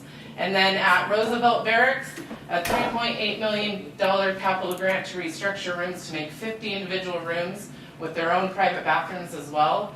And they're starting They never leave. So we're all moving around, it's gonna be wild, but that's, and I think, you know, the COVID, everybody had challenges and it was crazy for us, for sure. We worked during the pandemic we were boots on the ground. We were there when we didn't even know how COVID was spread, and we were where they were living, and a lot of the VA and other community partners were working from home, which was frustrating because we became the VASH case managers, we became the housing authority, we became SSVF, so we were processing all the paperwork, doing all these plus in a crisis because not only a pandemic, but we also had veterans on virtual mental health appointments, and we were the mental health providers. And most of us are not licensed mental health therapists, so it was a challenge for sure. But we got, more beds during that time. The CARES Act really helped us. We paid our veterans to work as security at the nursing homes. People coming in the gates and temperature screeners. So they were so happy. They were all making money. They couldn't go anywhere, but they were making money. So our grant per diem rates almost, I think, doubled during that time. So so we were doing good. But here's our points of contact. Our director, David Puente, he's in the back here. And we have Facebook and social media, all that. Deputy Director Solomon Gilbert, and Mary Forbes is our Director for Counseling and Wellness Veteran Services. So she oversees our all of our grant per diem and all that stuff. And then Steve Gill is covering vet services, so he goes out to the community and gets more VSOs in our state. So he goes out to the rural communities and tribes, and he's gotten a lot of VSOs accredited for WDVA. And then Dennis Brown is our program manager for both locations, and he's going to be retiring in probably 18 months or so. So we're we're feeling it. But anybody have any questions? So I missed the first part of your brief. Do you have a third a nonprofit that's on your premises that has housing units? We have Coyote Village, the tiny homes out at the Soldiers Home at Wording. I forgot about that. We kind of ran out of time, but so they are out there, and we have a transition from the Roosevelt Barracks to them. So we've housed a lot of veterans right into the tiny homes, which is cool because they're comfortable there already, so they get to just transition right over. There. Are meals provided at the tiny home villages? We are not, we're like the landlord for them, WDVA is, so I don't think so. I think at the tiny home village out of Ording, I think they have to cook their own meals. They have a community kitchen, I believe. Sir, if you could repeat the question. How do we refer to you directly from like our small rural county? You got a good number or just, because what's the best? Yeah, you can refer to us directly. If you go on the WDVA website to the transitional housing, I think it says housing. You click on there, it'll say transitional housing. You'll see both points of contact for applications. You'll see the Ording location, Roosevelt Barracks, and then we have Bill Brown here, who is from Building 10, and he'll give you a hand-delivered business card. So that's Bill Brown, and you'll see William Brown and he'll have his email address and phone number and everything. So if you refer to either one of our points of contact, we work it out and we look at the applications to see where the veteran, if we can kind of see where they would fit best, maybe we'll say, hey, you guys, it sounds like they have family in Pierce County and they want to be in Tacoma. Do you guys have space out there for that veteran? Or maybe they're connected to Seattle and they ride the ferry for work, which Port Orchard, we're in walking distance to the foot ferry, where they can take the foot ferry to the Bremerton Seattle ferry and ride it straight to downtown Seattle. So we get a lot of referrals from King County to Port Orchard. Any other questions in the back? So this is actually for you guys and the gentleman that presented from Spokane earlier. Carrie. So, everybody's got their qualifiers. What do you do with the veterans that don't qualify for your programs?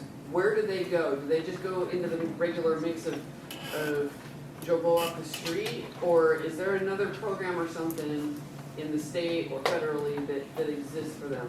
So the question was, where do the veterans go that don't qualify for our programs? And as best as possible, they usually have a referring agent, like a veteran social worker or something, and we'll try and coordinate with them. But we'll give referrals out. It just depends on what they're not qualifying for. Can you not remain clean and sober? Do we need a referral to the ATC in American Lake? We've actually referred some veterans who aren't VA healthcare connected to community recovery centers for intakes, detox, and treatment. and then we'll work with them if they go through treatment and graduate it, and then we'll bring them into our program. But it all depends. Sometimes it's housing. It's the family, the kids. Like, we can't do that, and we use SSVF a lot. We do have housing solution center that we'll use. They're not super speedy. The whole process, like if someone needs to get in today, it's super hard. So usually what we do is when we have the application, when we do that screening, most of them are in a place where they're couch surfing, so they're good for a little bit. So if we do give them that referral, we'll move. They'll have some time at a safe place to kind of put things in action. And Eric, did you want to respond? You did. Okay. Oh, thanks, Eric. Yes, sir. Are there any option for veterans with spouses? For options for veterans with spouses, SSVF is usually where we refer people because they can help pay, rent or anything like that, even past rent. So they'll help with rental assistance, and I don't want to give you a time frame, but they can do it for a little bit if you income qualify. But yeah, SSVF would probably be the first one. This one might. Sure, say SSVF forever too. In fact, we're working with her about a couple. Any other questions? All right. Well, thank you for coming. Have a wonderful weekend. Good afternoon. Can you hear me? I don't think it's on. Are you green? Is it green? Yeah. Okay, yep. Good afternoon. My name is Marquez Sweet. I am a program specialist with Tahoma National Cemetery. We're located in Kent, Washington. We are the only national cemetery in the state of Washington. Of course, there's Medical Lake and Spokane, but those are separate. The one in Spokane is state ran, we're federally ran. Next slide.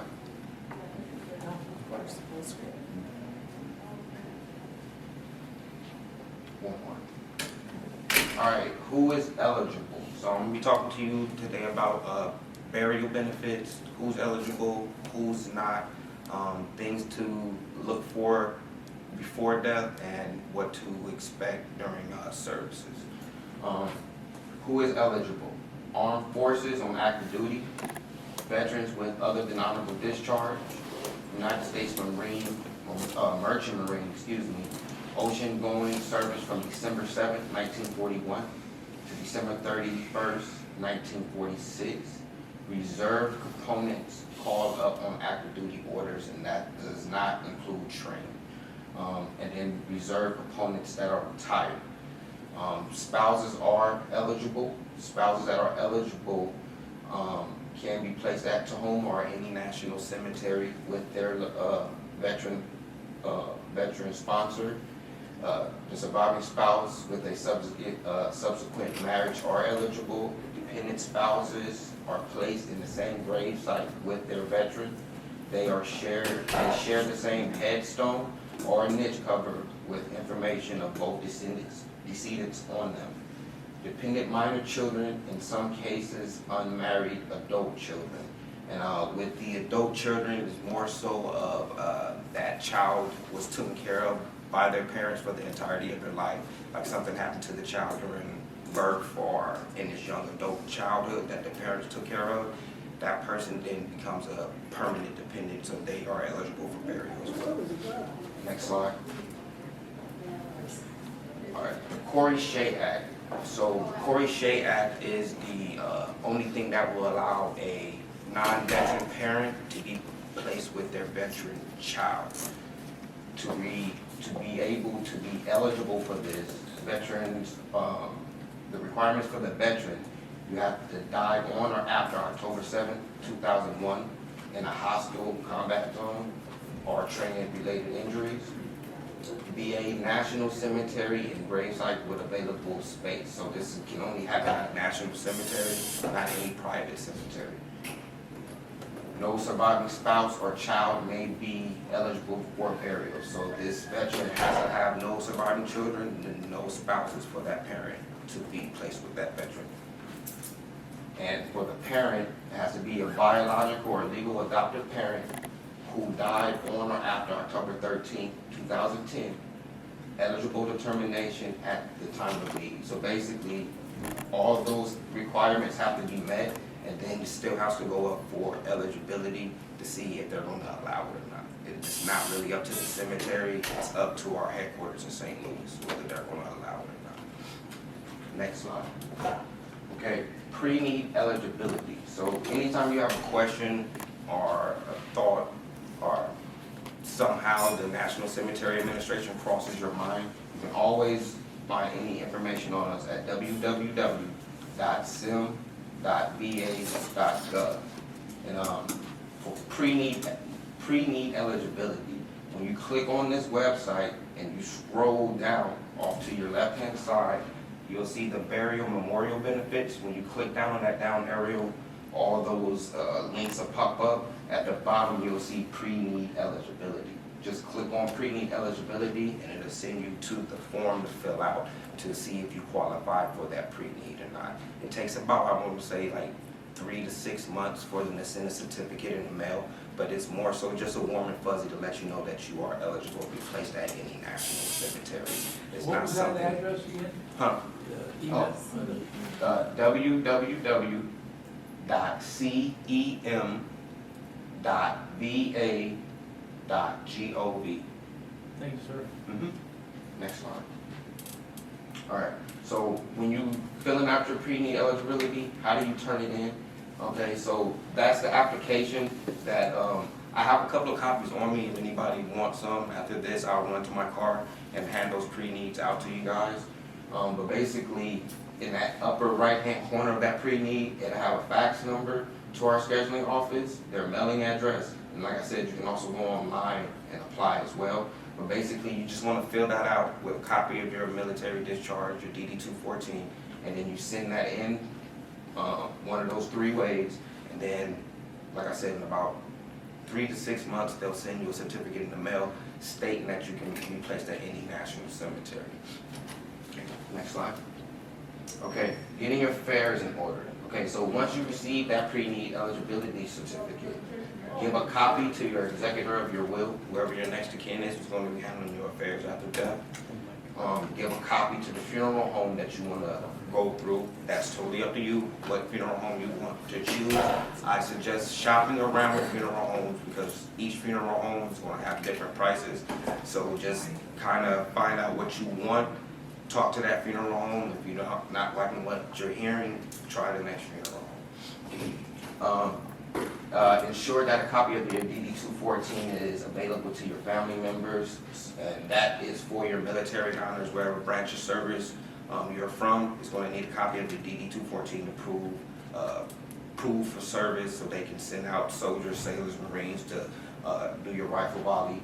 And then also for your VA benefits, there's some benefits on the back side after death that you would go to the VA benefit side to apply for, but you also need that DD-214. And then communicate your preferences with your family. I'm trying to stress that out because I've been with to home for about 8 years now, and baffling how many people come and the parents didn't tell them anything, no money there, and they just absolutely devastating. And then they're already emotional, so can't even imagine what that's like. So if anything, tell your people exactly what your wishes is, so they don't really have to do nothing. All this is for so you set yourself up, so the only thing your loved ones have to do is really pick up a phone and make a phone call. Next slide, please. Okay, our National Cemetery Scheduling Contact Tips. Okay, our national scheduling office is located in St. Louis, Missouri. So it's going off of Central Time from 7 a.m. to 6:30. Open 7 days a week. Only closed 3 days out of the year. That's Thanksgiving's Day, Christmas Day, and New Year's Day. Their email address is nca.scheduling@va.gov. The fax number 1-866-900-6417. Now, what this is you can do this yourself, or this is what the funeral home process is getting you a case. First thing they're going to do is have that DD-214 or your pre-need eligibility letter, and then the funeral home is the one who start working on your death certificate. So they're going to have a working copy of your death certificate. They're going to either send that through an email or fax it to our scheduling office in St. Louis. Then, like I said, the family can do this as well. You're going to wait 30 minutes after sending that paperwork up, and then you're going to call the scheduling office at 1-800-535-1117. And then once you call them, they're going to process the case over the phone with you, and they're going to give you a case number. Once they give you that case number, you simply tell them what cemetery you want it sent to. So in our case, say, hey, I want it sent to Tahoma National Cemetery. They'll send it to us, wait about 60 minutes, and then give us a call. You don't have to give us a call because we do see it at Tahoma, and we will get to you as soon as possible. But if you want to give us a call, at least give us an hour so we can kind of process it, see it, and work through it. Give us a call, and then we can get you, answer any questions you got. If you're ready to schedule at the time, we can schedule. Ask, like I said, that's basically the time that you want. We're going to set up everything. If you're not ready to schedule yet, you don't have to schedule. With urns, I'm going to tell you this. We don't ever get rid of case numbers. So say somebody passes away this year, very emotional, not ready to give up those remains yet. You can keep those remains as long as you want. You can, the spouse can actually keep those remains until she passes away, and then both of them can be buried together. We don't need it just because the veteran died or the spouse died right and then. If the family wants to keep the remains, they can keep the remains when they're ready for burial. Everything is on when you're ready for it, okay? And that's our number right there, 425-413-9614, and that's Tahoma National Cemetery. Next slide, please. Okay, some resources that you will find on that www.sim.va.gov site is our eligibility requirements, burial, basically what goes on at the time of burial, information about the burial flag, information about what rights you have as far as military funeral honors, and then your headstone, gravestone, marker, medallions, and stuff like that. Now at the national cemeteries, we can't put medallions on the markers. The medallions are for so much as if you get placed at a private cemetery, the VA is still obligated to put a marker. So they will pay for a marker at a private cemetery, but that's about the only thing the VA will pay for if you choose to go the private sector. But those markers, when you fill those forms out, they'll have some medallion options, but no medallions at the national cemeteries. Next slide, please. Okay, so the National Grave Locator. So there's 3 ways that you can find a grave site. The first way is, if you come to Tahoma, we have at our information center, it's a kiosk searching for a veteran or a loved one. You just type in a person's name and it'll print you out a map to where they're located at with the grave site. We recently, if you go around the cemetery, they're kind of just stuck in the ground. They're little QRF codes. So if you have your cell phone on you can scan the code, and then it'll pull up a locator like this, and you can type in the name, and then it'll tell you where that grave site is on your phone.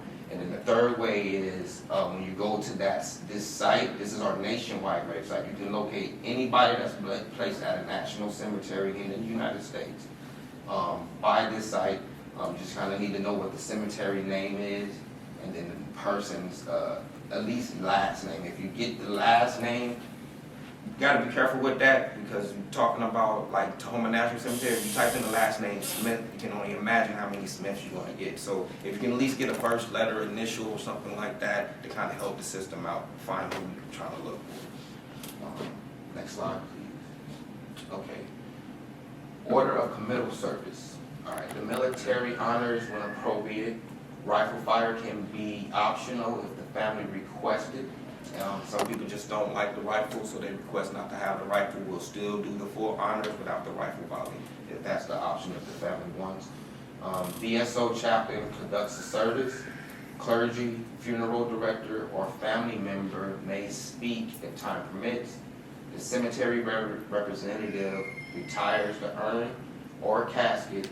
Family members departs the shelter. Any part of the service can be optional.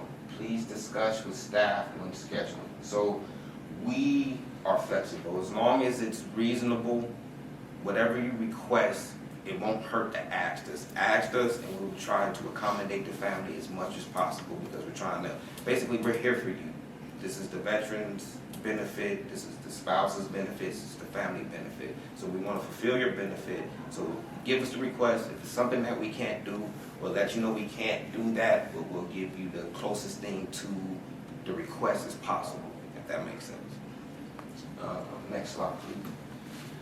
All right. What does the DoD provide during military honors? The DoD will provide up to 2 service members of the Veterans Branch to fold and present one flag to the next of kin during the service. The Army and the Air Force will provide a rifle team for retirees, contingent on available staff.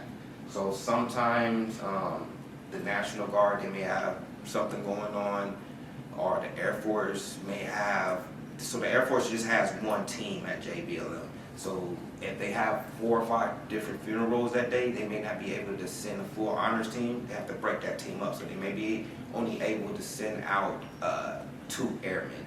Regardless of the point, we always have a VSO honor guard team there with a bugler player and a rifle team for the retirees. But everybody does get a rifle team with our VSO group that's there every day. The current Air Force policy will not allow a 2-person honor guard to act as pallbearers. So basically, if it's the Army, Marines, Navy, if they have 2 personnel and you want them to pallbearer, because it's a cart that we roll the casket on, they'll do it for you. The Air Force policy is we're not touching it unless we have 4 more. Next slide, please. What does the VSO provide during the military honor service? The VSO will provide a non-denominational chaplain for the veteran service. The VSO will provide a rifle team for the veteran service of 3 to 7 members. The VSO will provide a bugler. If one is not available, we do have a recorded version that will play taps at the shelter. The VSO teams are on rotation. If you are interested in volunteering for the VSO, please contact our VSO honor leader, Mr. Al Zar. His contact number is 206-930-6281. And of course, you can reach out to Tahoma as well. If you guys know anybody in the area that wants to volunteer at Tahoma, and it doesn't have to be just for the VSO, there's other volunteer opportunities out there, just give us a call and we can kind of make that happen. Next slide, please. Second Saturday service to ensure veterans will receive military honors. Okay, a second Saturday service is offered on the second Saturday of every month, except for the month of November. And the reason for that is the month of Memorial Day, and that is a big thing for the National Cemetery Administration. These services are held to honor veterans who are interred directly at Tahoma National Cemetery without receiving honors at the time of burial. Now, the types of direct burials that we do that people may not receive those honors is a witness placement. That's when the family opts to come out to the grave site, watch the urn or casket be placed. We close up that site, we get out the family's hair, and then the family stays at that site for as long as they want. They still have the option to call us back later in the future. That option never goes away. It can be 20 years down the road and say, hey, my grandpa never received those honors. We're going to accommodate that and give those honors. That doesn't matter to us, but on the second Saturday of that month, if that veteran family hasn't contacted us yet, just so we give that veteran his proper respects, we hold a mass service for anybody who never received honors at Tahoma. And some people have honors other places, so Tahoma will ask you, if you do a witness placement here, did you do honors somewhere else? Because DOD does track it. There are DOD's only going to give you one honor service. Next slide. All right, Presidential Memorial Certificate. The next of kin can choose to receive a Presidential Memorial Certificate. It is signed by the current sitting president. President is presented at the committal service to the next of kin. Additional certificates can be requested by the family, and this is a White House grant program. So we just basically give out the first certificate. When we give out the first certificate, if you request it at the shelter, we'll also put in a letter that you can request more copies of it. We'll fill most of it out for you. You just have to kind of sign your name, write how many how many copies of the more you want, 10, 20, 15. It doesn't matter. Just request the number you want, put it in the mail, envelope, stamp, mail it to the White House, and then the White House will send you the certificates in the mail. If by chance you don't like the current president that is sitting in seat and you don't want a signature of his, you can wait for the next president or the next president after that. It doesn't matter which president. Next slide, please. All right, dependent services. Dependent services are self-led services. The family must provide their own clergy. Staff will be present to welcome guests, park cars, and assist with casket and urn. It is possible to schedule a double service for veteran and spouse at the same time. Please indicate, and that's most of the time what we do. If we get a double service, we're going to automatically kind of schedule as one service, and it kind of sucks because the spouse really doesn't get recognized because that service is really for the veteran. So if that's the case and you do want to hold separate services, just let our staff know and we can arrange that to happen. We'll give you one 30-minute period for the veteran, and then and we'll keep you in the same shelter. Nobody has to move, and then we'll give you another 30 minutes for the spouse. Just have to happen. Next slide, please. Okay, so this is something that you want to consider. This is the difference between what you want to pay at a private cemetery versus Tahoma National Cemetery. With us, your only cost is going to occur at the funeral home. That's dealing with the urn, casket. It doesn't matter to us which way you go. We have space available for urns and caskets. Our 2 urn sites you'll see later in these slides. But we just want to give you a kind of quick overview of what family members can be ultimately saving by going with Tahoma. Like I said, with private cemeteries, you don't have to pay for the plot, them opening this grave site, closing the grave site, the grave marker, things like that is all covered by the Department of Affairs, and we maintain the grave site for life after the burial as well. Anybody else want to look at this any longer? Next slide, please. Okay, the burial options, our casket options. We have pre-placed crypts already in the ground. Basically, the first person comes. As you can see, one is placed 7 foot down. It doesn't matter who comes first, veteran or spouse. The first person goes 7 foot down. It's a separator shelf that we put in. Then when the second person comes, we put them on top of that separator shelter at 5 foot down. A concrete lid does go on top of it, of the crypt, and then we cover it with dirt, and then the grass all on top. It does, if say the spouse passes away first, she or he will be on the front at the time, but when the veteran joins them, they will be moved to the back and the veteran goes on the front. And that's just the way it is. Veterans on the front, spouses on the back, and that's on the upright gray marker.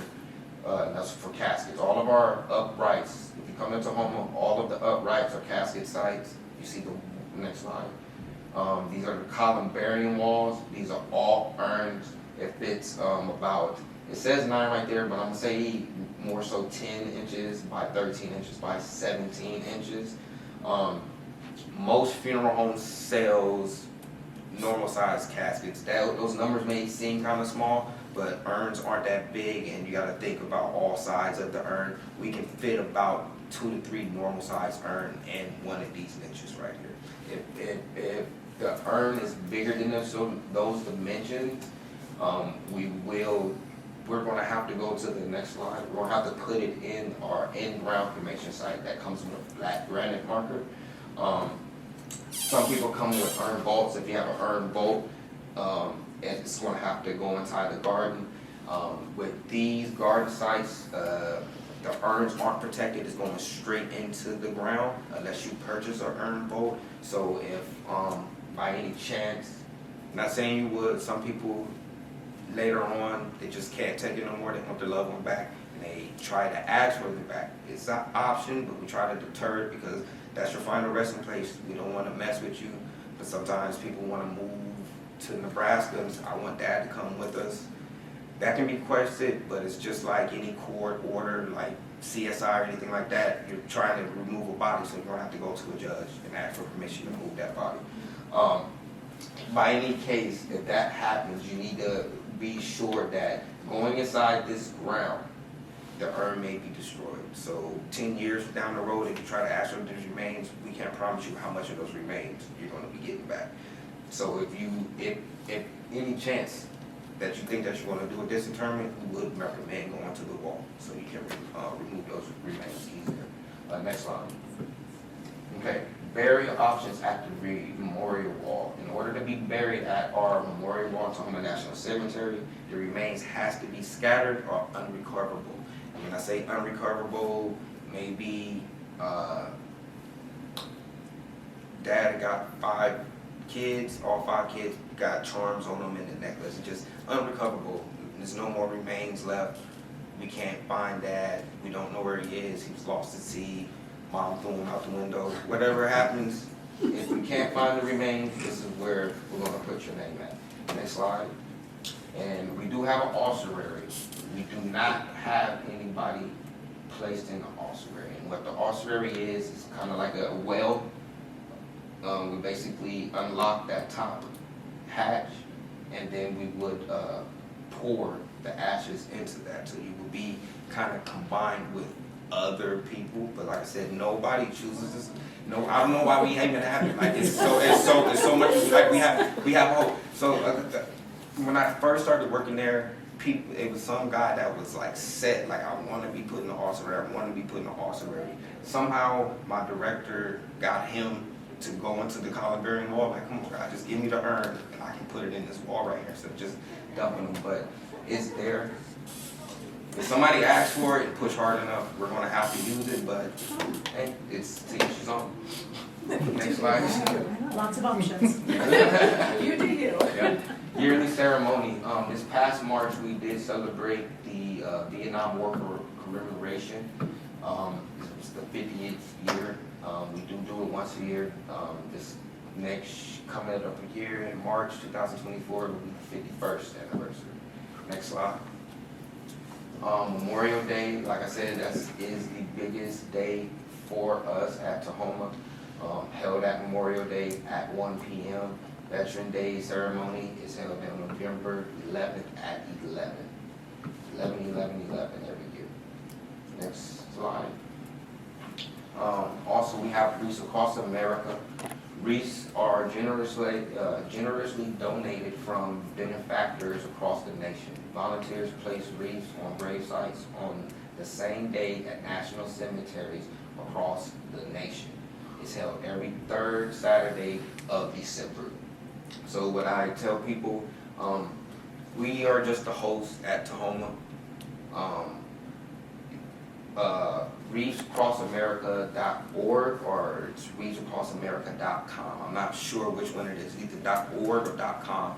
That you go to their site if you want to donate to get a reef put on the grave site. You also go on there and they'll tell you what time to be at Tahoma if you want to help volunteer to put reefs on grave sites as well. Everything is ran through there. We're just the host of it. Next slide, please.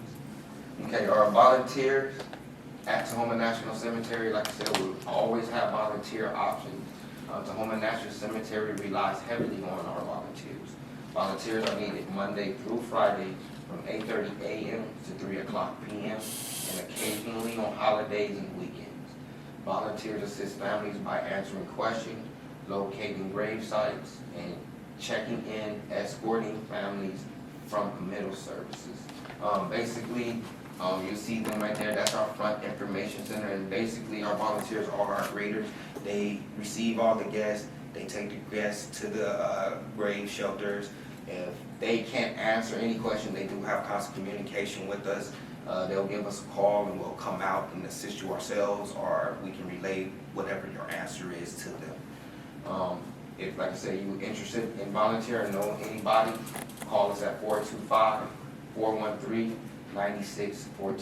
Next slide. And that is it. You can contact us. We do have a Facebook page at National NatSim Tahoma. So Facebook at NatSim Tahoma. Please let me know how I did. How can I improve, get better? If there's anything that I missed or you think that you should know that I didn't have, please let us know as well. At this time, that's everything I have. Do anybody have any questions for me? So does anybody have any questions about state cemetery services? I'm not going to say I'm an expert in general, but at the same token, I work in the Medical Lake area, obviously, very familiar. Same process there, basically? So you're going to still have the, yes, you're going to still have the pre-need. So you can go, we have it on our DVA site, you go to the cemetery, you can pull down the pre-need application. It's already loaded online. You can even fill it online. You can print it down, same process, you'll mail it in. They're going to send back the same certificate that he's talking about. Same process that way. Obviously, the cemetery is in Medical Lake, Washington. I think so I just know from just personal experience, I know that the in-ground cremation, those are vaults, little square vaults, cement vaults. And the only reason I know that is my son is placed in one. So I am familiar just because it was just very recently. So I do know that. That was actually the one difference, like I didn't realize, because every state has a different regulation. Yeah, each cemetery is going to be built a little bit differently and look a little bit differently, have different type of grave sites and different options. Like I believe some cemeteries, I believe the one in Hawaii, all their markers are flat. It doesn't matter if it's casket, urn, whatever, all of them are flat. In some cemeteries, all of their markers are upright. Doesn't matter if it's an urn or a casket, you're going to get an upright. So it's just different options at different cemeteries, just depending on what the policy was, what the regulations was when that particular cemetery. And state cemeteries are based off of national cemetery regulations and policies. That does not change.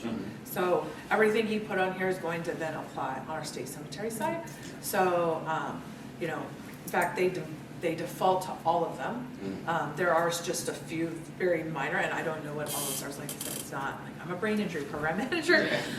I volunteer at the cemetery. Jeanette, there's a lot of folks in here that have been to the cemetery and work with the cemetery staff regularly. So I really appreciate Mark and he's being here and giving us the national cemetery, because the fact of the matter is the policies are still the same, and we default to their regulations. So.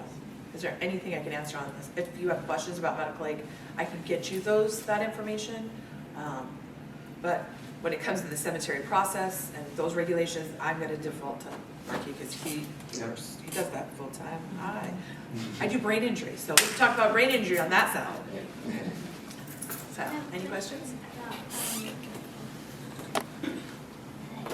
Question about possible veterans being or wanting to be buried with a tree or something like that. Like if they want to be cremated and then buried underneath a tree, I know that's a big thing now, being necessarily composted, but very with some kind of organic. Like, I'm talking about, like I said, whatever your special request is, because if we are, like my director, somebody did like do a compost type death recently, so my director had to do his homework to try to figure out how we're going to do this, because however your family choose to dispose of your body, that's your option of this is what we're doing.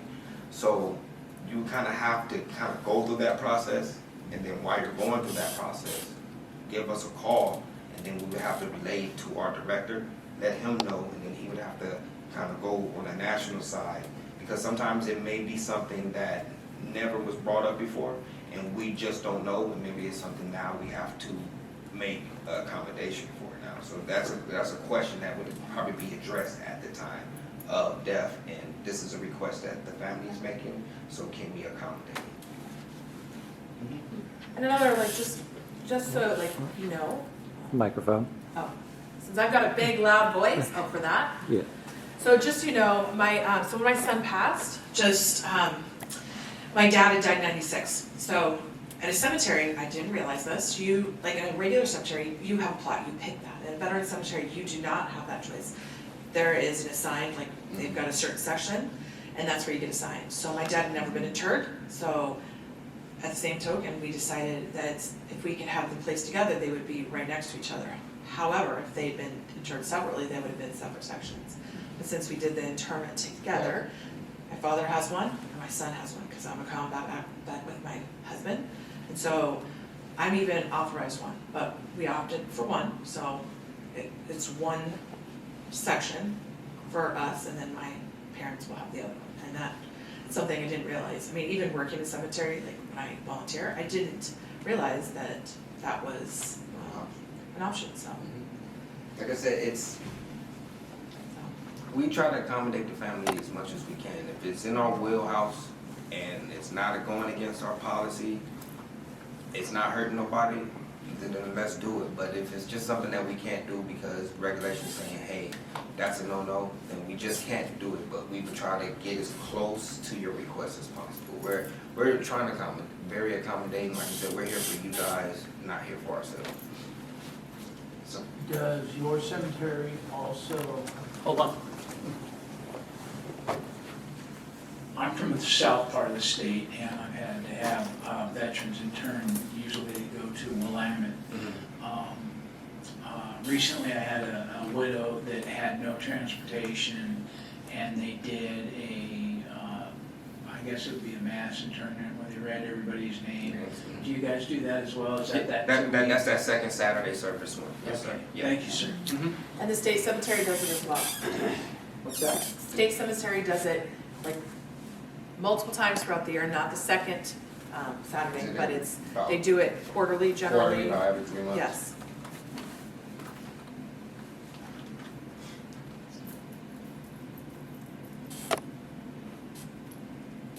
Anything else? That's it. Okay. Thank you. Well, thank you guys.